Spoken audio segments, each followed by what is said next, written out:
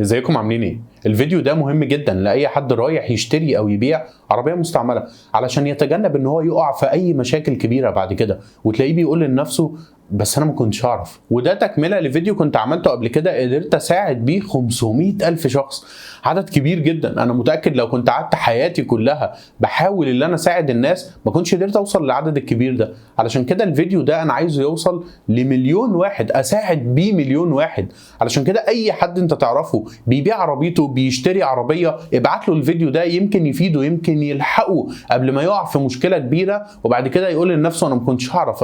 ايه ده؟ انا ما كنتش اعرف ان كل ده هيحصل، يا ريتني كنت عملت كذا. ايه هي الخطوات الامنه اللي المفروض تعملها في البيع والشراء للعربيات المستعمله؟ خصوصا ان السوق دلوقتي ما فيش عربيات زيرو تقريبا. اي توكيل تروح انا عايز احجز عربيه يقول لك والله باب الحجز مقفول. هم بس كل يوم بيطلعوا اسعار العربيات الجديده، كل شويه بيرفعوها. طب انتوا بترفعوها، طب هي فين؟ ما فيش عربيات زيرو. فالسوق بتاع المستعمل ناشط شغال شويه، رغم ان يعني العربيات في حاله مزريه. فبما ان سوق المستعمل هو اللي شغال، مهم قوي الفيديو ده لاي حد بيشتري او يبيع. وفي حاجه عايز اقولها لكم، اي كومنت هيتعمل على الفيديو ده انا لازم هرد عليه، لاني بتخيل ان حد رايح يشتري عربيه او رايح يبيع وهيقع في مشكله وانا ممكن الحقه منها. فبالنسبه لي حاجه كبيره قوي اللي انا ممكن اساعده. فتاكد ان اي كومنت هتعمله على الفيديو ده انا هرد عليه باسرع وقت. اي حاجه عايز تسال فيها اكتبها تحت وانا هرد عليها.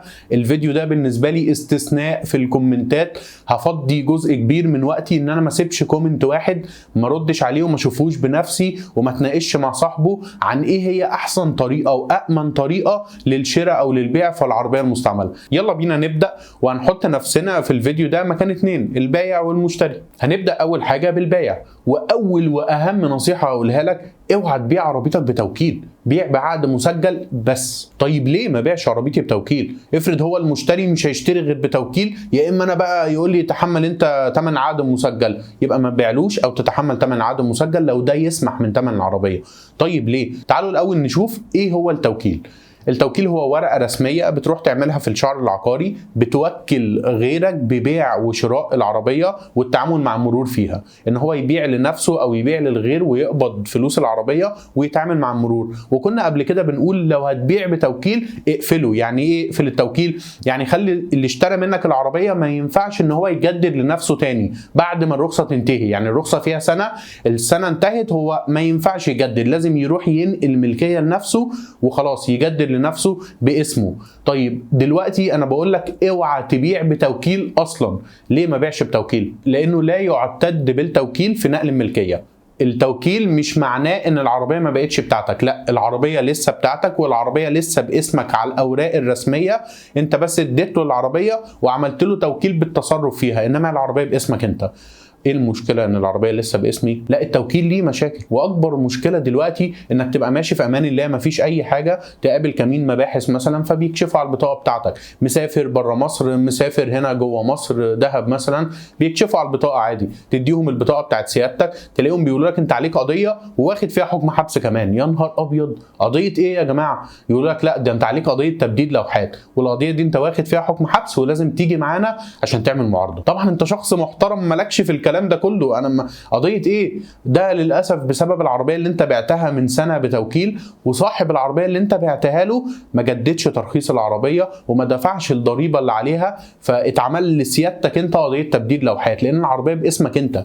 التوكيل اللي انت عملته له لا يعتد بيه في نقل الملكيه، ده عربيه لسه باسم سيادتك رغم ان هو اللي ماشي بيها وعملت له توكيل في الشهر العقاري، لكن كل ده ولا ليه اي لازمه، اسمك انت اللي متسجل في المرور وانت اللي هتشيل الطين كله. هتيجي تقول لي طب ايه اللي ممكن يخلي حد ان هو ما يرخصش العربيه اللي انا بايعها له؟ هقول لك والله في اسباب كتير. ان هو يا سيدي الراجل مسافر بره مصر فركن العربيه وقال لك وقت ما ارجع هبقى اجدد الترخيص بتاعها وادفع الضريبه اللي عليه، او العربيه لا قدر الله عملت حادثه كبيره جدا منه راح راكنها ومعهوش فلوس ان هو يصلح، قال لك وقت ما احوش شويه فلوس ابقى اصلح العربيه، او ان هو قطع العربيه باعها قطع غيار، او في اسباب كتير قوي تخلي اللي اشترى منك العربيه ان هو ما يجددش الرخصه بتاعتها، ما يدفعش الضريبه. اللوحات لسه معاه ما سلمهاش للمرور، ده معناه قضيه تبديد لوحات بتيجي باسم سيادتك مش باسم اللي معاه العربيه، لان العربيه متسجله باسم سيادتك في المرور. وده شكل المحضر اللي بيحركوا المرور ضدك لان انت صاحب العربيه على اوراق عندهم.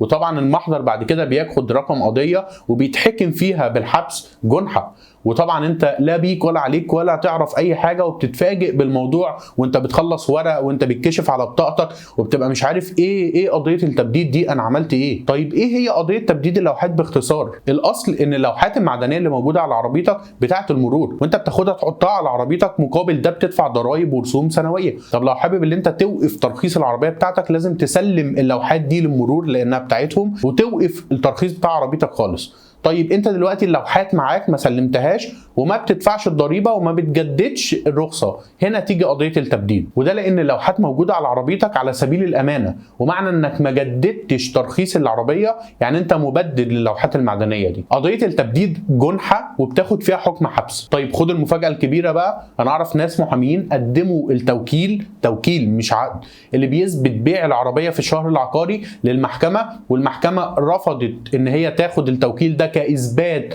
لنقل الملكيه وايدت حكم الحبس. يعني من الاخر في اوقات كتير المحكمه ما بتعترفش بالتوكيل في نقل الملكيه، ما فيش اعتراف غير بالعقد المسجل. وساعتها علشان تتصالح في القضيه دي هتبقى لازم تروح المرور، تسلم اللوحات بتاعت العربيه، تدفع الضرائب والرسوم اللي كانت عليها كلها، وتجيب مخالصه وتعمل شهاده مخالفات. تخيل كل ده والعربيه مش معاك، فهتبقى بالنسبه لك مشكله كبيره قوي. بلاش تدخل في كل المشاكل دي بسبب انك بعت بتوكيل مش بعقد مسجل.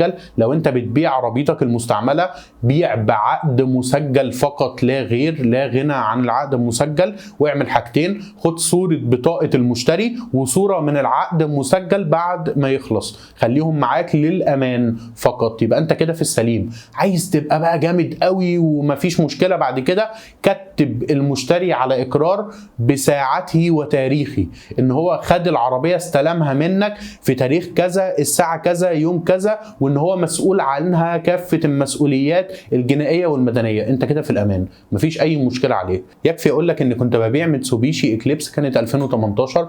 العربيه دي اللي بيشتريها مني كان عايز توكيل، رفض رفض تام العقد المسجل. بما ان السعر كان يسمح ان انا اعمل عقد مسجل، عملت له عقد مسجل على حسابي، ودفعت العربيه كانت 2018، دفعت ما يقرب من 3600 3800 في الرينج ده، علشان بس اصراري على ان انا ابيع بعقد مسجل مش بتوكيل، لان انا عارف المشاكل اللي ممكن يسببها لي التوكيل بعد كده في المستقبل. لا انا عايز اريح دماغي، مش عايز يبقى في مشاكل انا نايم وانا خايف ان ممكن يحصل كذا، طب افرض اللي اشتراها عمل كذا، لا انا مش عايز كل ده يحصل. اوعى تتنازل عن انك تبيع بعقد مسجل. خد صورة بطاقة المشتري وصورة العقد المسجل بعد ما يتعمل، وتكتب المشتري على اقرار بالاستلام بالوقت والتاريخ، يبقى انت كده في الامان، هتنام مستريح مش قلقان من اي حاجة، وهو ده المطلوب. طيب ده واحد بيبيع عربيته. نيجي لواحد تاني هو بيشتري عربية. اعمل ايه؟ أأمن نفسي ازاي وانا بشتري العربية المستعملة؟ اول حاجة عايز اقولها لك ان انت لازم تبقى عارف ان العقد العرفي اللي بيتباع في المكتبات وبيتباع في اي حتة، اللي احنا بنمضيه مع بعض بنكتبه كده، اللي هو العقد بيع عربية، ده شكله العقد ده ملهوش اي لازمة. وتأكد ان العقد ده مش بيضمن لك حقك وهيخليك تجري وتلف في المحاكم لو البايع طلع لا قدر الله يعني شخص خبيث مش مظبوط. فاوعى تعتمد على العقد العرفي ده في العربيه. طيب ايه اضمن حاجه وانا بشتري العربيه المستعمله؟ العقد المسجل برضو، اللي انت تشتري عربيتك بعقد مسجل. اول حاجه وانت رايح تشتري العربيه المستعمله، خلاص انت شفت العربيه، استقريت ان هي دي العربيه، انا رحت كشفت على العربيه ورفعتها ولقيت ان هي زي الفل ومفيش اي مشكله. اول سؤال هتساله له، هي العربيه باسم حضرتك؟ اه باسمي. طيب كويس قوي، فين استاذنك في رخصه العربيه والبطاقه؟ المفروض تلاقي اسمه اللي موجود في البطاقه هو نفسه الاسم اللي موجود في رخصة العربية. انت كده اطمنت. خلاص طالما لقيت ان البطاقه والرخصه الاسمين متطابقين يبقى فعلا العربيه بتاعت الراجل ومكتوبه باسمه في المرور ومفيش اي لف ولا دوران. طيب افرض ان الراجل ده قال لي انا معايا توكيل ببيع العربيه.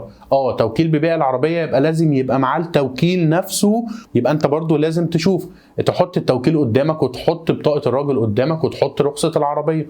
ده فلان باع للشخص اللي هو قدامي ده او عمل له توكيل اللي هو اللي معاه ده، معايا اصل التوكيل وبرضو مكتوب فلان اللي عمل التوكيل ده موجود اسمه على رخصه العربيه، يبقى برضو كده مضمون. طب في توكيلين تتابع التسلسل، لازم التوكيل الاولاني والتوكيل الثاني التوكيلين يبقوا موجودين ورخصه العربيه وبطاقه اللي بيبيع لك، وتبدا تتابع ده فلان باع لفلان وفلان ده بيبيع لي. تمام. طيب واحد جه قال لك لا اصل العربيه دي بتاعت خالي وانا بس بخلص معاك كده وهو هيجي في الشهر العقاري يبيع لك، لكن انا معيش توكيل ومعيش اي حاجه. قول له لا المره الجايه معلش. واحسن واضمن حاجه حد اسمه موجود على الرخصه والرخصه موجوده وبطاقته موجوده، بس كده. هتروح معاه الشهر العقاري بعد ما تخلص كل اجراءات الكشف وتضمن ان العربيه سليمه. ودلوقتي بقى في حاجه حلوه قوي انك ممكن تحجز للشهر العقاري من على النت وتروح برسوم اضافيه. كذا مأموريه للشهر العقاري موجوده في مول العرب وفي سيتي ستارز وموجوده هنا وهنا. ما بقاش فيه الزحمه الرهيبه بتاعت الاول دي، لا انا ممكن دلوقتي احجز واروح واقعد وابقى عارف ميعادي امتى بالظبط. فدي حاجه هتسهل من وجهه نظري قوي على اللي بيشتري واللي بيبيع. ان انا والله يا فندم العربيه تمام بس احنا ممكن نتقابل بكره، وتحجز في مأموريه الشهر العقاري وتتفق مع مين هيتحمل رسوم العقد المسجل. لو انت بتشتري العربيه فالعرف اللي انت اللي بتتحمل الرسوم بتاعت العقد المسجل، انما ممكن تتفق ان هو يتحمل النص وانت النص، ممكن نتفق ان عليه. هو الموضوع كله مفيش قاعده، يعني هو على حسب الاتفاق بينك وبينه. اهم حاجه اوعى تديله فلوس الا لما تتاكد ان العربيه بقت بتاعتك. العقد بتاع بيع العربيه مستعمله وده انتوا ممكن تظبطوه ان انت يبقى معاك الفلوس بتاعتك ورايح الشهر العقاري خلص لك العقد بتاعك واداهولك تسلمه الفلوس. او في دلوقتي ابلكيشن زي انستا باي مثلا بينقل من بنك لبنك وبيسمع في وقتها ان انا نقلت لك الفلوس على حسابك على طول. طب شوف الحساب هيلاقي ان الفلوس سمعت في حسابه.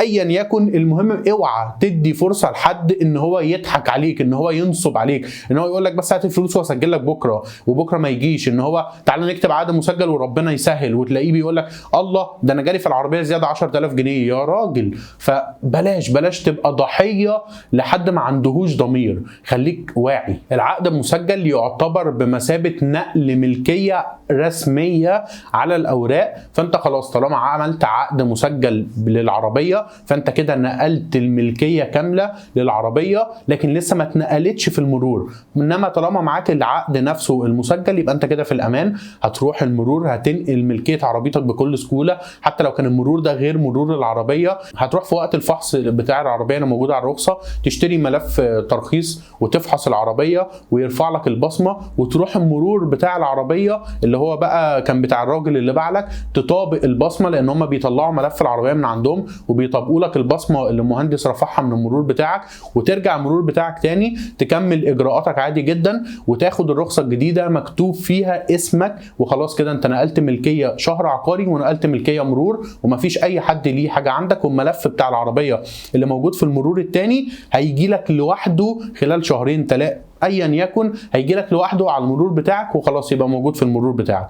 فالموضوع مش صعب خالص، لكن محتاج ان انت تبقى عارف الخطوات الصح وانت بتشتري العربيه. طيب في حاجه، افرض الشخص اللي انا بشتري منه العربيه الرخصه منتهيه، هو اسمه مكتوب على الرخصه وبطاقته موجوده وكله تمام، لكن رخصه العربيه اللي معاه منتهيه، هو ما جددش. الموضوع بسيط ما تقلقش. هو هيروح المرور بتاع العربيه بنفسه يطلع شهاده بيانات موجهه للشهر العقاري وهيبيع لك عادي جدا في الشهر العقاري. هياخدوا شهاده البيانات وهيسجل لك العربيه بعقد مسجل، وبعد كده سيادتك هتروح تعمل شهاده بيانات موجهه للمرور وتمشي في الاجراءات بتاعتك اللي انا قلتها عادي جدا وتجدد رخصه العربيه وهتطلع الرخصه الجديده باسمك على طول. طيب في حاجه برضو انا قلقان منها، افرض العربيه دي بيبيعها لي حد كان عليها خلافات ورثه وبعد كده عملوا له توكيلات في وريث مش راضي يعمل تعمل له توكيل. في حاجه انا عايز اطمنك برضو منها، ان انت وانت رايح الشهر العقاري مع البايع عشان تشتري العربيه، اول حاجه بتعدي عليها في اجراءات الشهر العقاري محامي متعين موظف في الشهر العقاري، بتوري له الورق الاول. يعني هو بيقول لك مين هيبيع لمين يا جماعه، كذا. البايع يقول له انا اهو، يقول له صفتك ايه، فيوري له الورق فيشوف اذا كان قانوني ان هو بصفته يبيع لحضرتك ولا لا.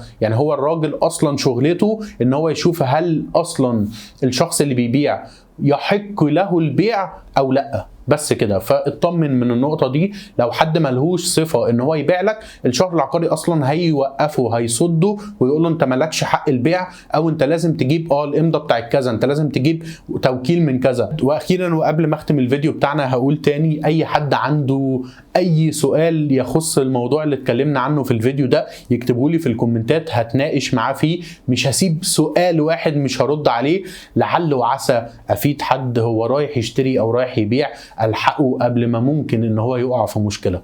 شكرا جدا، كان معاكم احمد فراج.